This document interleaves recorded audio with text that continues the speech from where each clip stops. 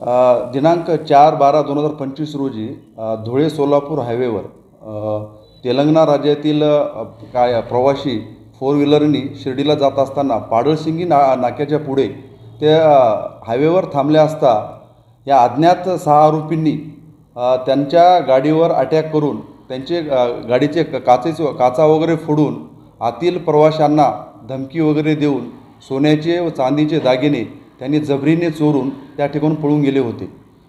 त्याचप्रमाणे मागील 2 महिन्यापूर्वी बीड ग्रामीण हद्दीत धुळे सोलापूर हायवेवर 3 ठिकाणी जबरी चोरीचे गुन्हे याच पद्धतीने दाखल झालेले होते।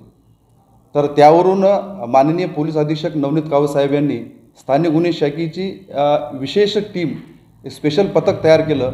त्या पथकांनी याबाबत गोपनीय माहिती, तांत्रिक विश्लेषण आणि CCTV फुटेजच्या आधारे आम्ही सदर आरोपीपर्यंत पोहोचू शकलो।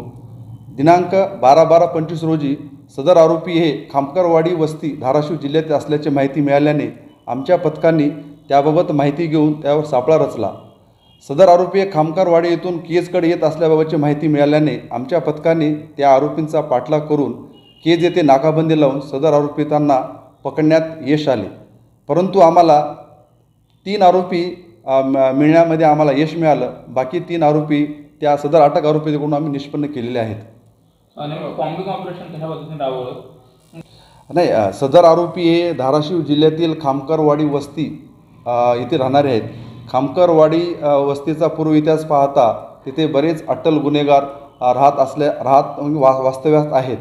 आम्हाला पाहिजे आरोपी मिळणे आवश्यक होते। त्या अनुषंगाने काल रोजी आम्ही गेवराई पोलीस स्टेशन, स्थानिक गुन्हे शाखा, RCP आणि धाराशिव स्थानिक पोलीस स्टेशन यांच्या मदतीने ड्रोनचा वापर करून आम्ही कोम्बिंग ऑपरेशन केलं।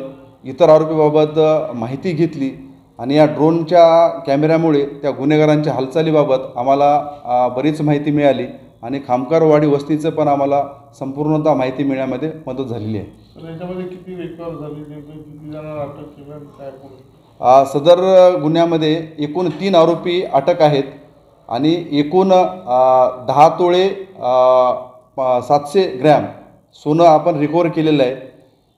4ही गुन्ह्यातील मुद्देमाल 90% रिकवर आहे।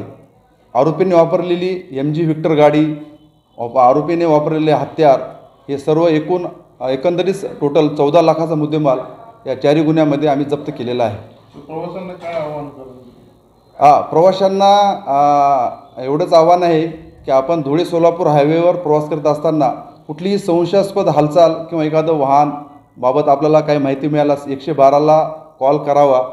आम्ही त्या कॉल केल्यानंतर तात्काळ पोलीस मदतीला येतील आणि विशेषतः हायवेवर पेट्रोलिंग वरिष्ठांच्या आदेशाने वाढवण्यात आलेली आहे।